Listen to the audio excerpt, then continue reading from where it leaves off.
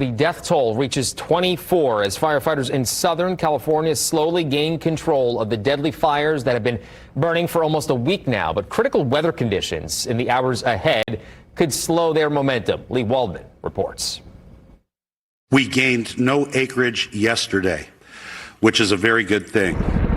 LA County's fire chief offering hope in the ongoing battle against multiple fires still burning.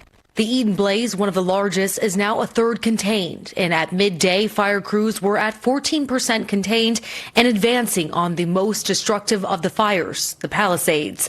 A third blaze, the Hearst, last reported at 95% contained. We are not in the clear as of yet. The critical gains could be short-lived. Winds that eased over the weekend are expected to return to dangerously gusty levels now through Wednesday, potentially as high as 70 miles per hour beginning Tuesday. The entire region needs to be prepared to evacuate. Repopulation will not occur until all areas are safe.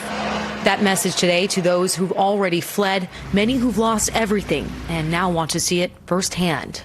They need that to file insurance claims. People just wanted to see what was left of their house. We know that, but we have people literally looking for the remains of your neighbors. A grim task that's expected to increase the death toll in the days ahead. A 6 p.m. to 6 a.m. curfew remains in effect in fire zones, with officials confirming around 50 arrests so far. We understand that people want to go back, but it is dangerous to do so, and we will not put anybody's safety at risk. In Pacific Palisades, I'm Lee Waldman reporting.